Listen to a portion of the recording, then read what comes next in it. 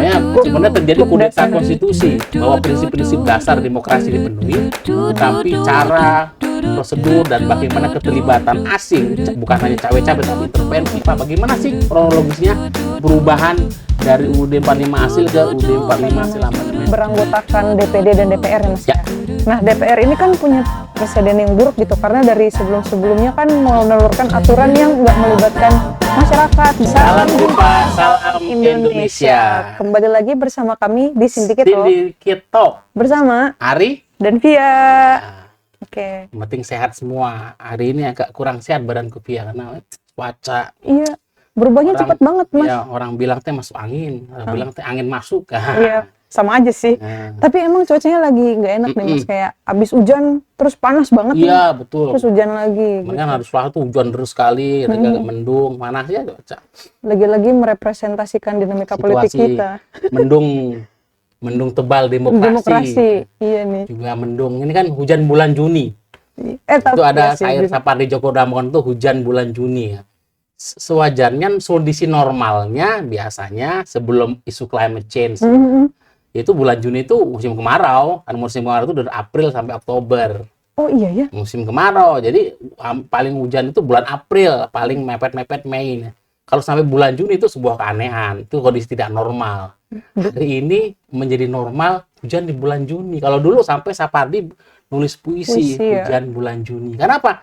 Hampir tidak pernah ada hujan bulan Juni. Ya, dia seperti memberikan sebuah menyiram sesuatu yang makanya itu makna konteksnya hujan bulan Juni. Karena memang tidak pernah ada hujan di bulan Juni, jarang sekali. Berarti. Nah, hari ini bulan Juni sering masih hujan. Jadi kondisi yang sebenarnya tidak normal dalam perspektif ilmu kebumian gitu. Nah, tapi karena climate change hari ini itu perubahan tipikal iklim berubah. Hari ini Juni bahkan hampir tidak ada lagi pelajaran zaman saya sekolah ya, bukan via sekolah. Kita umurnya beda 20 tahun lebih. 20 tahun.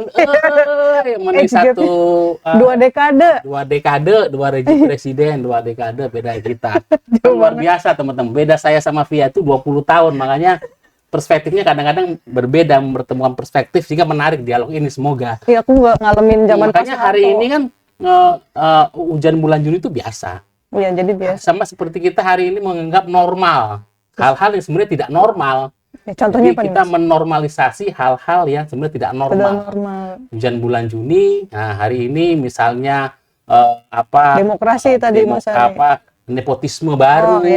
Kemudian bagaimana instrumentasi hukum terjadi di Mahkamah Konstitusi, kemudian terjadi Mahkamah Agung. Bagaimana upaya kekuasaan itu coba diinstrumentasi hukum menjadi senjata politik ya hal-hal yang dulu mungkin tidak terbayangkan ketika teman-teman mahasiswa, para intelektual, cendekiawan mengusung reformasi dan kemudian mengubah amandemen sampai menjadi isu hari sehingga perubahan presiden bisa dipilih langsung hari ini itu karena hasil reformasi. Satu produk legal, formal, konstitusional dari reformasi adalah amandemen konstitusi, amandemen UUD 45. Dari UUD 45 asli, sudah sekarang hasil amandemen hasil 4 kali. Nah, apakah kemudian mendung politik, demokrasi hari ini ya, banyak norma, hal-hal yang sebenarnya tidak normal dalam berpolitik, bernegara, berkonstitusi. Kalau tagline kita kan, para sindikat itu berpolitik, bernegara, berkonstitusi. Itu pesan almarhum Pak Sugeng, kawan-kawan, teman-teman. Jadi marilah kita berpolitik dalam rangka bernegara. Ya, tujuan politik intensinya adalah bernegara, bukan untuk kelompok, golongan, apalagi kepentingan pribadi.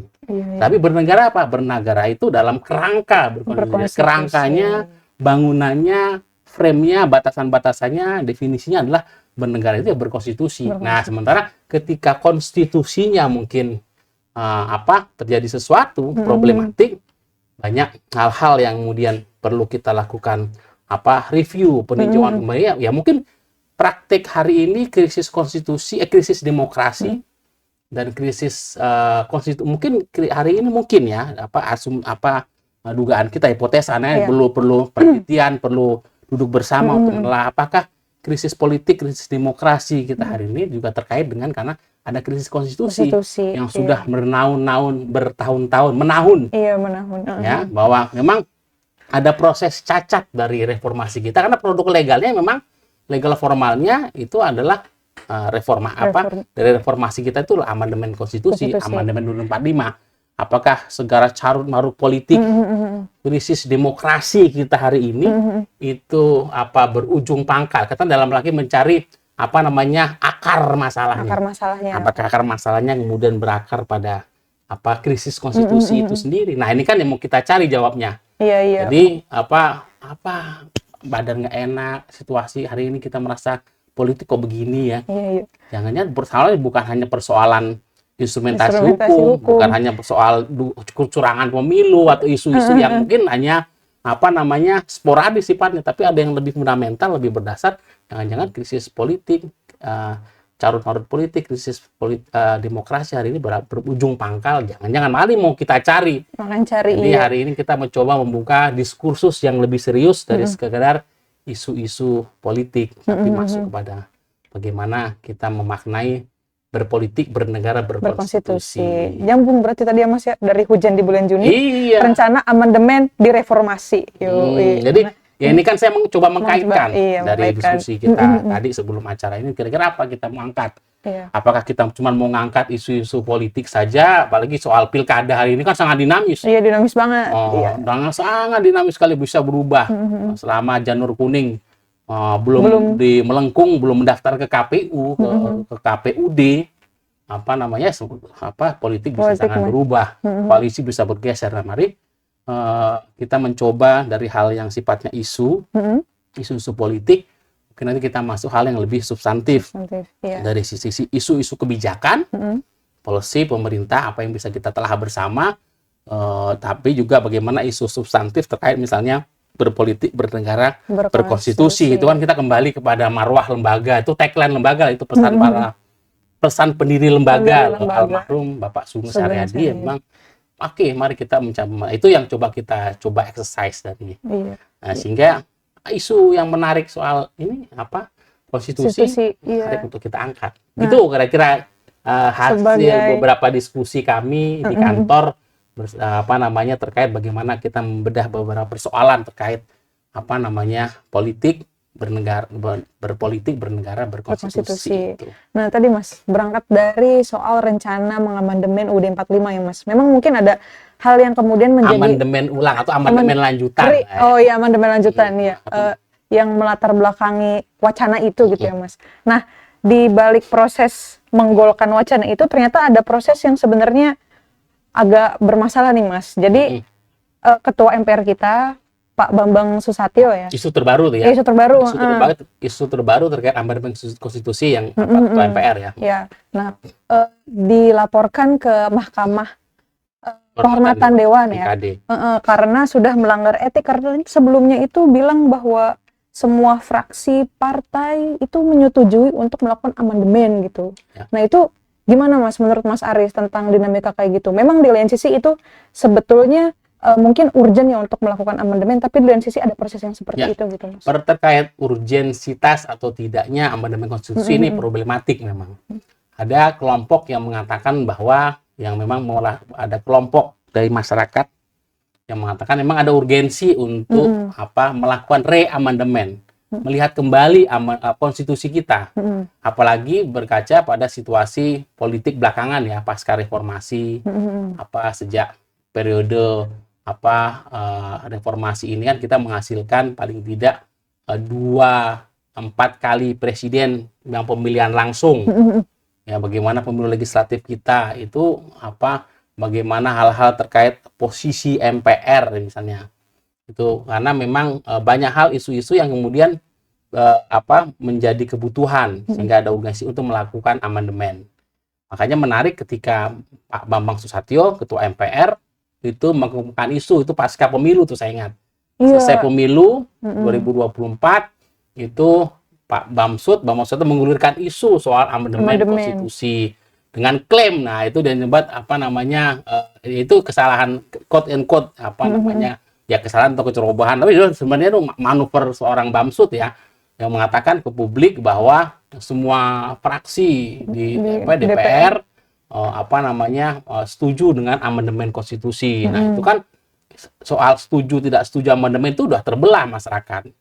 Hanya kelompok masyarakat itu terbelah. Lalu pada sisi isu pasal mana, bagian mana atau prinsip-prinsip mana yang perlu di amandemen ulang atau direview atau dikaji ulang itu juga terbelah. Jadi memang ada kelompok masyarakat kita dan juga kelompok partai politik yang memang terbelah soal isu amandemen atau tolak amandemen atau area amandemen atau udah biarkan saja tidak perlu. Tetapi dari yang merasa perlu amandemen juga banyak beberapa perbedaan pandangan. Tapi kan Bamsud ini mencoba secara politik Bamsud mencoba mengambil oportunitas politik karena pasca pemilu 2024 ada pasca pemilu sudah setelah proses sengketa di MK selesai, kemudian juga setelah penetapan KPU hasil pemilu kayaknya ya bagus juga nih dilempar lagi isu amandemen konstitusi. Tapi kesalahan Bilo dia bermain cerobos semacam fait accompli, peta kompli mengatakan ke publik seluruh fraksi setuju. Bentar dulu. Padahal ini kan soal orang mengambil sikap soal bagaimana posisi demokrasi kita. Nah, lalu ada juga beberapa setelah itu kan ini kan baru belakangan diproses Mahkamah Kehormatan MKD, Mahkamah Kehormatan Dewan. Setelah melakukan pernyataan itu kan Pak Bamsud Susatyo itu touring kunjungan ke tokoh-tokoh nasional. Iya, ke Pak Amin Rais. Tokoh politik, ketua partai politik. Iya. Nah, ketua-ketua partai politik dikunjungi. Nah, memang pernyataan di depannya setuju.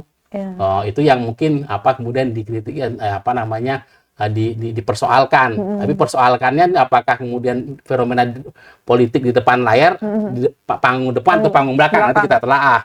Karena memang Pak Bamsud itu keliling satu ke ketua-ketua partai politik, dia soal satu-satu, yang mungkin belum semua, tapi sebagian besar sudah. Lalu soal ke tokoh-tokoh nasional, termasuk tokoh-tokoh reformasi, ketua MPR periode di masa 2009 2011 kalau tidak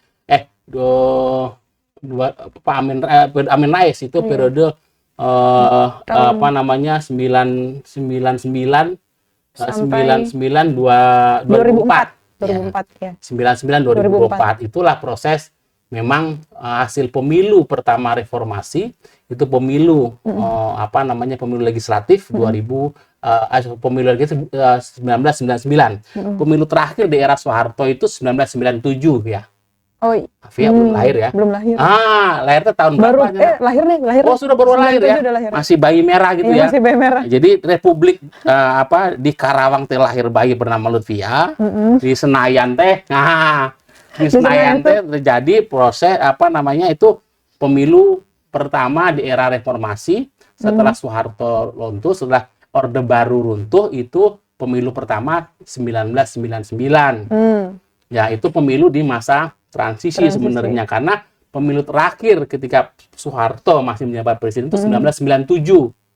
Hasil pemilu 1997 yang kemudian mengalami delegitimasi publik, jadi perubahan reformasi sehingga Soeharto turun di 98. Nah, baru di 98 kemudian PJ Habibie itu sebagai wakil presiden kemudian diminta menggantikan Soeharto lengser, Pak PJ Habibie sebagai wakil naik sebagai presiden. Di periode Pak Habibie inilah segala persiapan pemilu. Jadi 97 pemilu, 98 Soeharto lengser, kemudian Pak Habibie naik, persiapan pemilu 99. Nah, pemilu 99 ini memang perubahan itu PDI Perjuangan saat itu menang. Itu hampir 31% perolehan tertinggi ya. Partai-partai lain tuh Golkar keok tuh. Nah, jadi lalu muncullah partai baru seperti PAN, muncul PKB, muncul PK saat itu Partai Keadilan. Belum Partai Sejahtera, itu partai-partai baru di era reformasi. Nah, Amin Rais muncul sebagai Ketua Umum PAN. Gus Dur muncul sebagai Partai Kebangkitan Bangsa. Lalu ada Megawati muncul sebagai Ketua Umum Partai PDIP. Demokrasi Indonesia Perjuangan, pemenang pemilu. Lalu memang hasil DPR periode 99 2004 inilah yang kemudian menggodok amandemen. Karena untuk sebuah tatanan politik ke depan yang lebih demokratis perlu dilakukan amandemen. Tapi memang ini banyak proses yang memang sekarang perlu kita ungkap ya. Banyak proses yang terjadi yang kemudian melewati proses yang tidak transparan. Dan kemudian proses gelap yang kemudian bahkan beberapa pihak mengatakan ini bukan perubahan, ini bukan amandemen konstitusi, itu langsung 4 kali.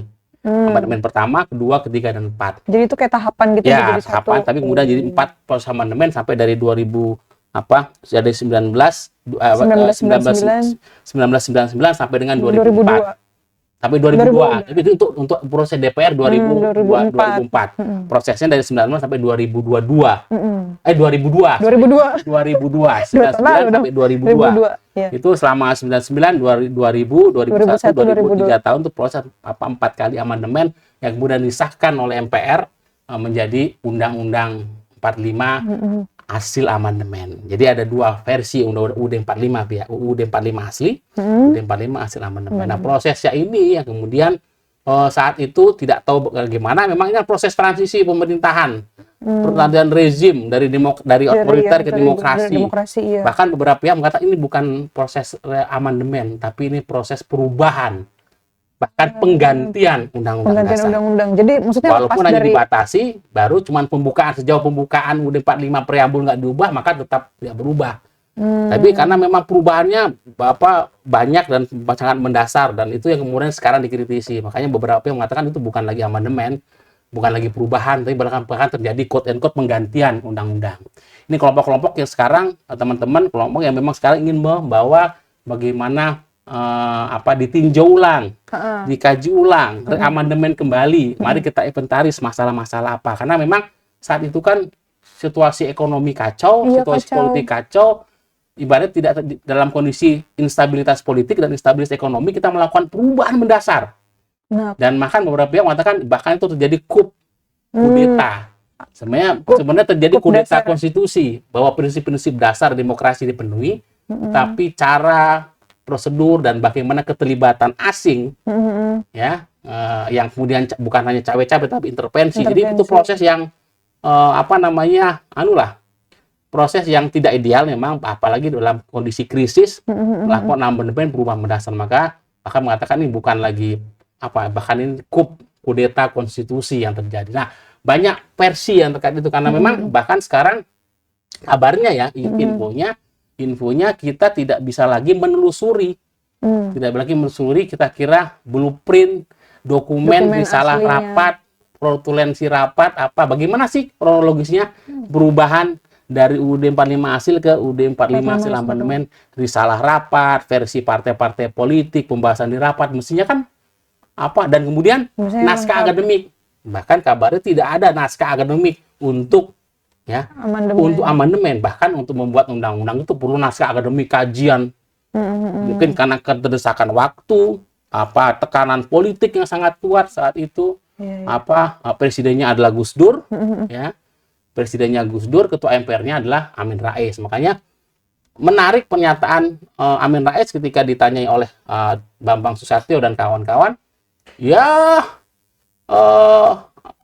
dia menyayangkan, dia semacam menyesali telah terjadi proses amandemen. Tapi pernyataannya mungkin tidak bisa diterima publik dan teman-teman pegiat demokrasi, mengatakan kita kembali lagi ke UUD 45 asli, kita kembali lagi kemudian bagaimana presiden dipilih MPR.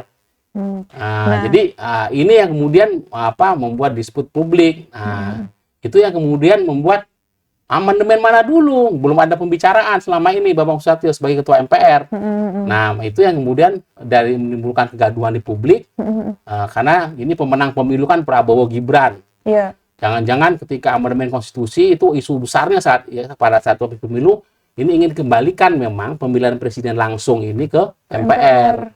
Iya, Ini kan jadi lembaga semacam tertinggi. pemilih hasil presidennya adalah Prabowo Gibran. Prabowo kan diimage-kan, dipersepsi sebagian orang kan sebagai tokoh ini orang jangan-jangan karena ini seorang militer nanti menjadi militeristik, menjadi anti demokrasi, apa tidak demokratis. Ini kan ada ketakutan publik. Iya. Seakan-akan ini instrumentasi untuk membuka jalan ketika Kembalinya Prabowo presiden kembali ke otoriter.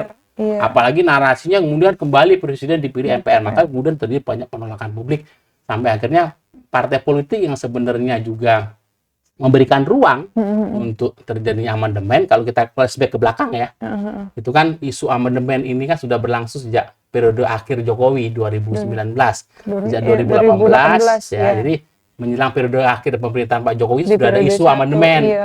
Saat itu Ketua MPR-nya Zulkifli Hasan, ya kan? Kalau tidak salah Zulkifli Hasan ya. Kalau pokoknya periode 2019 2014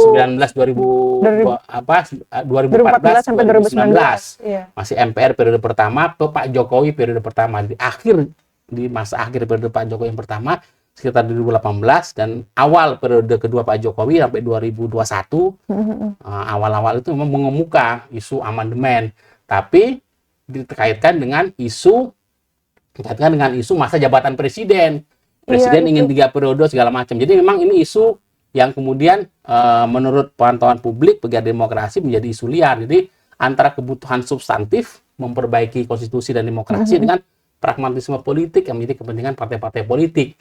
Nah ini kan ini kemudian partai politik tidak mau dalam konteks Bamsud tadi tidak mau dituduh sebagai memberikan jalan kepada presiden berikutnya untuk kemudian mengembalikan melawan arus demokrasi. Padahal image-nya Pak Prabowo kan sudah ada potensi nih gimana demokrasi, ada potensi ancaman demokrasi. Padahal ada persoalan pemilu yang carut marut, tudingan soal kecurangan terstruktur, sistematis, instrumentasi MK segala macam masih hangat-hangatnya. Ya, nah jadi, ini partai kemudian merasa ini bukan hal yang baik bicara konstitusi, makanya nggak suka lah dipetakompil oleh Bamsud. Makanya kemudian nggak bisa begitu, belum ada dukungan ya. Dukungan itu harusnya tertulis formal bahwa pembicaraan informal mungkin sudah banyak dilakukan. Makanya partai-partai kemudian ya sudah udah di MKD-kan aja Bamsud. Kemudian kena putusannya pelanggaran etik. Kemudian pelanggaran etik karena tadi mempetakompil partai-partai untuk membuka jalan pada rencana amandemen. Nah, walaupun sebenarnya partai-partai juga membuka diri, tapi karena isu konteksnya sedang pasca pemilu, pasca putusan pasca sengketa MK dan putusan penetapan hasil pilpres oleh KPU nggak ini momentum konteksnya nggak pas, sehingga apalagi ada soal Amin Rais yang kemudian menggelindingkan isu kembali ke UUD 45, kembali ke presiden dipilih langsung dikembalikan MPR, itu kan menimbulkan kemarahan itu kan kita mundur ke anti demokrasi. Itu yang kemudian awal muala sehingga ada proses MKD Mahkamah Kehormatan Dewan pada Bamsud. Ini persoalannya kayaknya di komunikasi politiknya juga agak bermasalah juga ya Mas Bamsud, tapi emang tujuannya seperti itu ya Mas ya. Terus aku pengen nanya ini juga Mas, emang kalau misalnya saat ini tuh se-urgent itu ya untuk melakukan amandemen gitu. Karena memang kan kalau di konteks tahun 99 sampai 2024 kan memang ada berbagai persoalan di periode sebelum-sebelumnya kan. Nah, kalau sekarang kan Mas Ari sempat nyinggung kan beberapa waktu lalu diskusi bahwa publik itu punya kepuasan tinggi terhadap pemerintahan Jokowi kan sampai 75% kan gitu. Nah, terus urgensinya apa gitu. Orang kan jadinya lebih cenderung curiga karena tadi Mas buat yang mengembalikan otoritas. Mungkin nanti untuk urgensinya seperti apa, mungkin kita bisa bahas secara khusus di episode berikutnya ya. Tetapi mungkin kalau dari sisi urgensi itu memang urgensi itu bagi teman-teman lagi kelompok yang memang merasa perlu dilakukan amandemen ulang, amandemen kelima, itu ada urgensi. Tapi sikapnya kan selalu terbelah. Dari dari kelompok kepentingan yang ada, baik itu partai politik, kemudian presiden, kelompok kepentingan lain. Tapi kalau barisan utama masyarakat pro demokrasi sebenarnya tegas menolak itu amandemen. Bukan pertama-tama teman-teman pro demokrasi ini tidak mau adanya perbaikan soal konstitusi kita. tetapi lebih pada kekhawatiran yang sangat besar dari teman-teman masyarakat sipil pro demokrasi, karena ketika politik cenderung sekarang menjadi otokrasi, politik menjadi sedang bergeser pelan pasti dari demokrasi ke otokrasi, dan kemudian instrumentasi adalah autokratik legalism, bagaimana menggunakan cara-cara legal untuk kebutuhan melegalkan praktik-praktik otoritarian. Dengan otokratik itu kekuasaan dipegang oleh sekelompok orang bersama partai politik yang memegang kekuasaan politik, dan bagaimana menjalin juga kekuatan ekonomi. Ini kemudian ketakutan ini dengan kondisi konfigurasi politik sekarang kan ini malah menjadi bola liar. Bahkan bahasanya karena makanya bahasanya sebenarnya persoalan pro kontra soal amandemen itu seperti membuka kotak Pandora. Nah, kotak Pandora itu kan ya Pandora box itu kan itu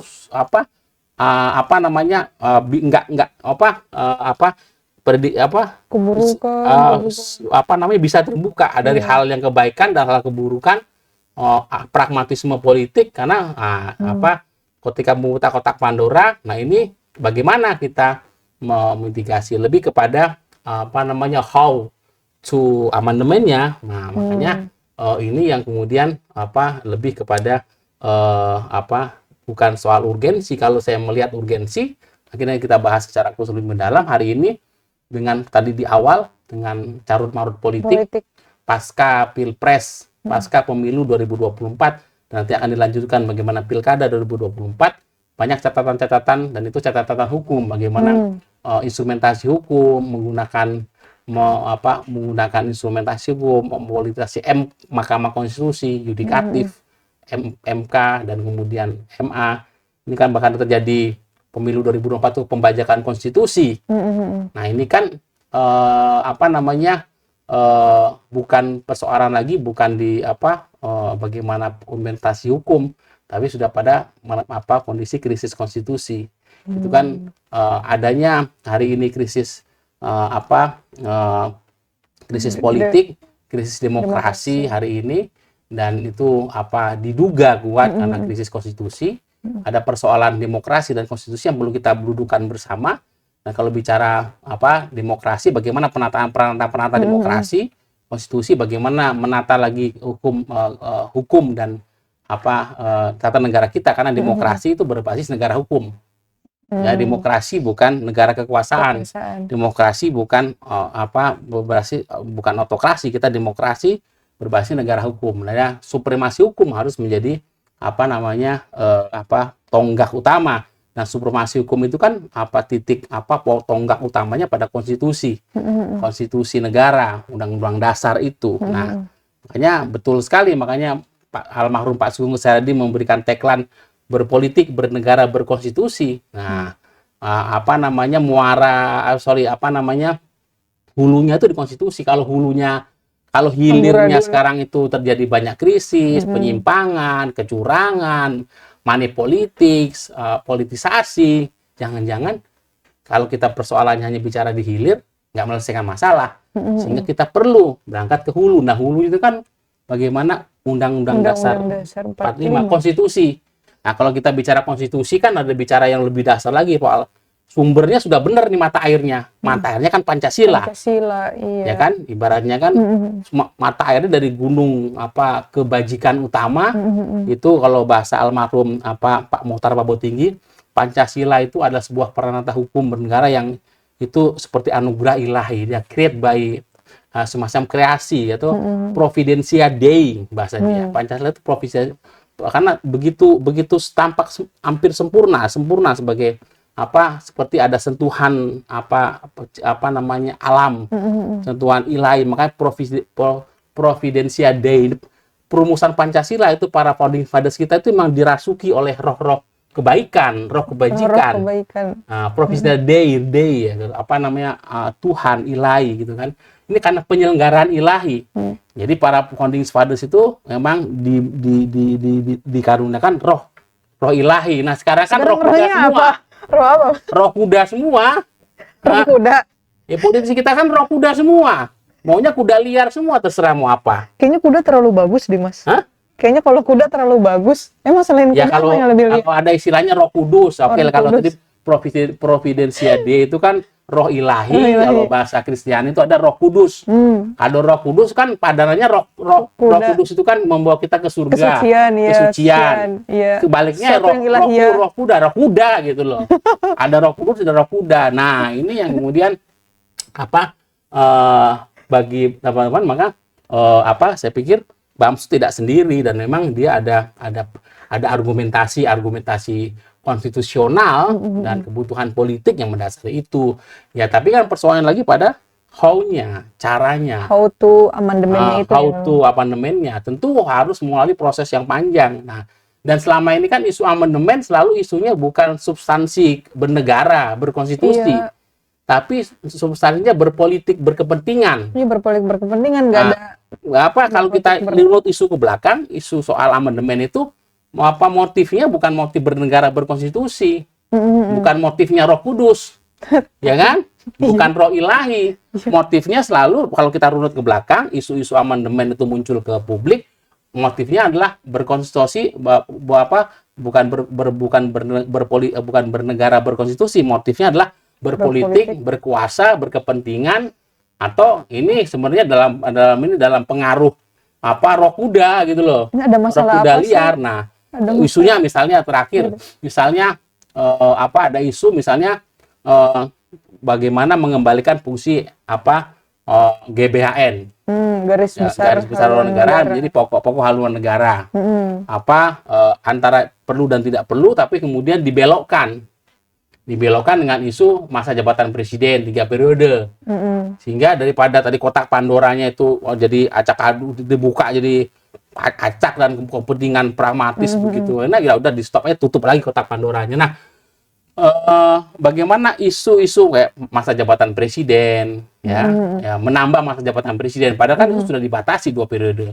Bagaimana isu soal yang batalkan pemilu kalau lagi ada krisis. Ya, misalnya membatalkan pemilu, situasi-situasi tertentu yang memang aturan-aturan itu mungkin perlu diciptakan, tapi dengan klausul-klausul yang tegas dan definitif, dengan tentu pembatasan kekuasaan presiden seperti apa, karena itu urusan presiden misalnya. Itu para hukum tata negara pasti mau memahami. Tapi juga isu soal bagaimana mengembalikan presiden yang dipilih langsung dikembalikan ke MPR. Nah, ini isu-isu yang kemudian mari kita lihat isu-isu yang kemudian secara prinsip itu menguatkan negara hukum dan kemudian membawa implikasi menguatkan demokrasi.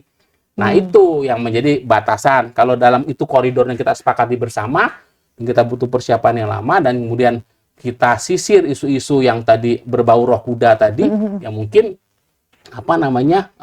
kita bisa. Tapi ini kerja besar, kerja menyingkirkan ego politik, ego politik sektoral.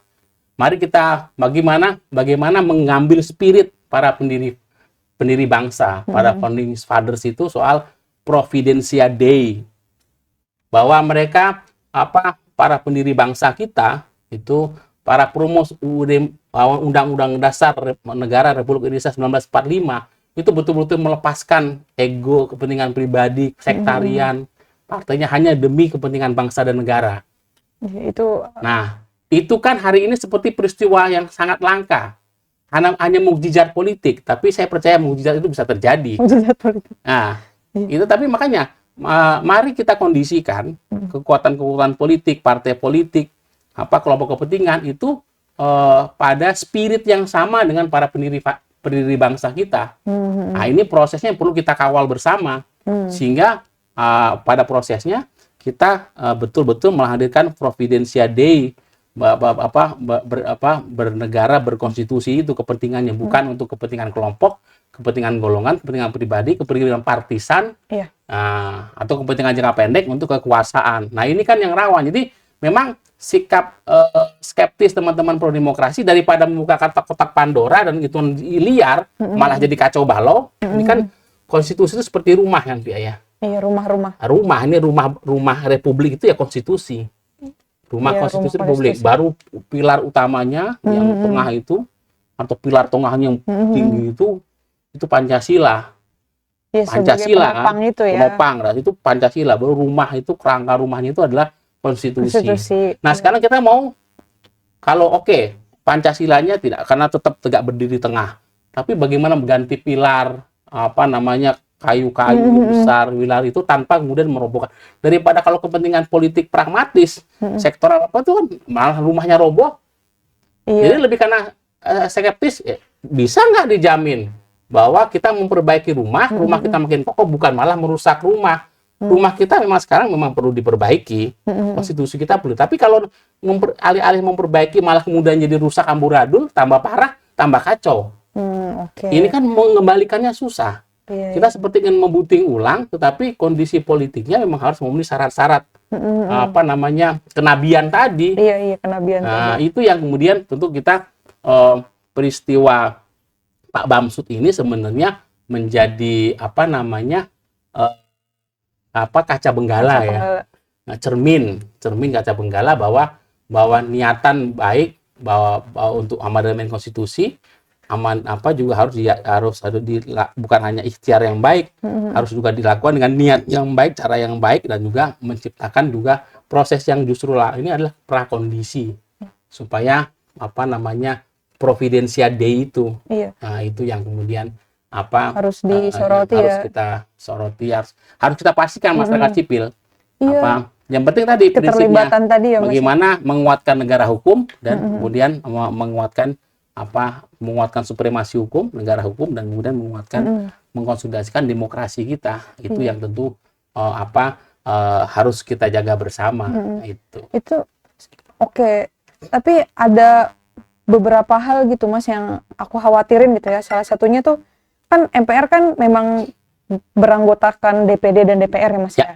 Nah, DPR ini kan punya presiden yang buruk gitu karena dari sebelum-sebelumnya kan menelurkan aturan yang nggak melibatkan masyarakat gitu. Nah, seandainya kalau memang amandemen yang sebenarnya memang dibutuhkan tapi ternyata tanpa melibatkan masyarakat tuh jadi khawatir aja yang tadi Mas bilang. Beberapa memang salah satu yang menjadi fokus misalnya amandemen kan bagaimana posisi MPR, kewenangan MPR yang kemudian itu bikameral kan, ada DPR yang wakil-wakil partai, ada DPD wakil-wakil daerah. Tapi menarik ini DPR dan kemudian DPD ini kan yang elected, mereka yang dipilih, oleh tentu ada hal-hal yang dalam politik nanti kita bisa hasil pada episode berikutnya, bagaimana sebenarnya kita melakukan menelaah dulu, mengevaluasi, menelaah, mengkaji bahwa dari Pancasila, kemudian batang tubuh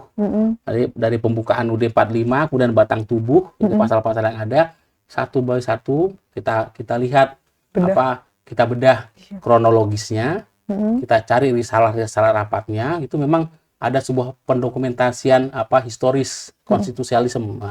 Jadi konstitusi harus kita dokumentasikan secara historis dulu, bagaimana proses historisnya. Lalu dari proses substansinya, pergeseran substansi dari UUD dari pasal yang asli dan kemudian pasal perubahan. Lalu kira-kira itu kan tahap 2 ya, kira-kira bahan besar yang ketiga bagaimana sebenarnya dari si caranya adalah lalu kira-kira apa yang menjadi kebutuhan. Dan juga bagaimana juga sistematika, karena seperti di banyak negara itu namanya perubahan itu hanya dicantumkan di lampiran di lampiran atau dalam istilahnya itu